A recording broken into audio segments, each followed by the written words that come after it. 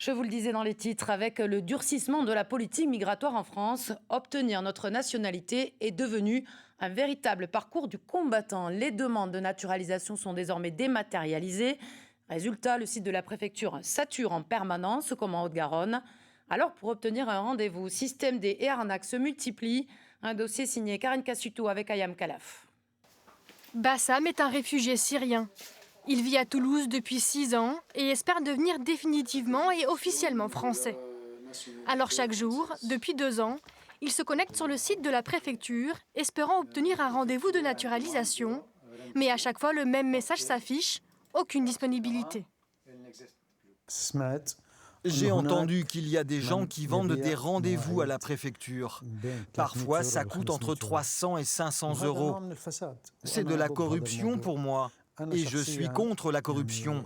Je me suis battu et j'ai fui la corruption en Syrie. Je suis venu en France pour trouver un pays qui respecte justement la loi. Et à mon avis, cette méthode de la préfecture ouvre la porte à la corruption. Pour Bassam, ceux qui vendent des convocations ont forcément un lien avec l'administration française. Sur Facebook, certains demandent de l'argent en échange d'un hypothétique rendez-vous à la préfecture. Avec notre équipe, nous décidons de vérifier s'il y a parmi eux des escrocs. Ainsi, une femme nous demande 100 € sous forme de coupon contre une promesse de convocation dans la semaine. Nous nous rendons dans un bureau de tabac pour lui fournir ce qu'elle attend. Bonjour. Mais le buraliste nous interpelle. Est-ce que vous êtes sûr qu'il vous le faut? Est-ce que c'est pas une arnaque derrière?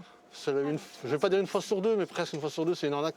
Vérifiez d'abord que vous êtes bien en règle ou que la personne qui vous demande les sous en a vraiment besoin.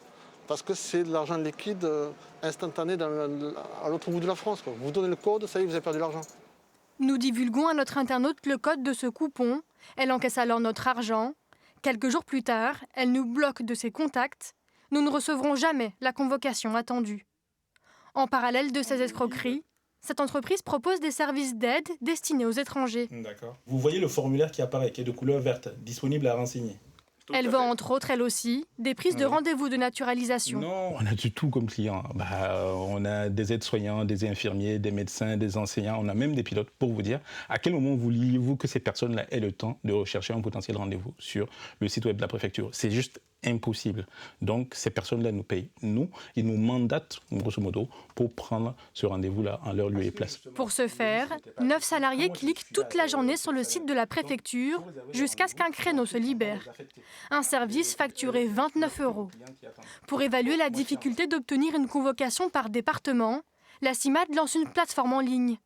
Dans une partie des préfectures, les guichets sont ouverts, les rendez-vous sont donnés sous plusieurs années. Mais dans d'autres, comme la Haute-Garonne, le guichet est fermé. Une des difficultés, c'est aussi justement les politiques migratoires actuelles et le fait qu'il est très difficile d'obtenir un titre de séjour, que les critères sont extrêmement stricts. Et c'est pour ça que la CIMAD appelle régulièrement à la régularisation de tous les sans-papiers, en disant en fait si ces procédures-là n'étaient pas aussi compliquées, ne demandaient pas autant de renouvellement, etc., peut-être que les personnes étrangères seraient du coup moins nombreuses à solliciter l'administration. Flore Tercero est avocate. Pour 180 € de l'heure, elle obtient elle aussi des rendez-vous en faisant pression sur l'administration. Je demande à la préfecture de débloquer. Si la préfecture ne me donne pas un rendez-vous, à ce moment-là, je dis je vais être obligée de saisir le tribunal. Et c'est à ce moment-là qu'en général, les choses se débloquent par miracle. Je reçois un mail, on me dit « Votre client a un rendez-vous à telle date, à telle heure » pour éviter de saisir le tribunal. Tant mieux, mais ce n'est pas normal que les avocats se fassent payer pour un service public qui doit être gratuit.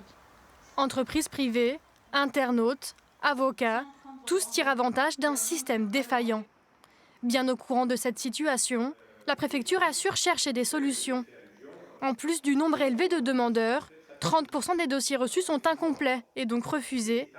Autant de personnes qui retournent faire la queue numérique pour demander une nouvelle convocation. Un embouteillage sans fin. On peut imaginer un système où, en réalité, au lieu de venir et de constater que le dossier est incomplet, on fait une transmission dématérialisée et on se rend compte, en évitant à l'usager d'avoir à se déplacer, que le dossier est incomplet et traiter la demande de cette manière-là avant de prendre le rendez-vous. Certains attendent jusqu'à 4 ans avant de réussir à obtenir un rendez-vous pour devenir français. Et ce n'est que le début d'une longue et éprouvante démarche. La moitié des dossiers sont refusés parce qu'incomplets ou jugés insuffisants.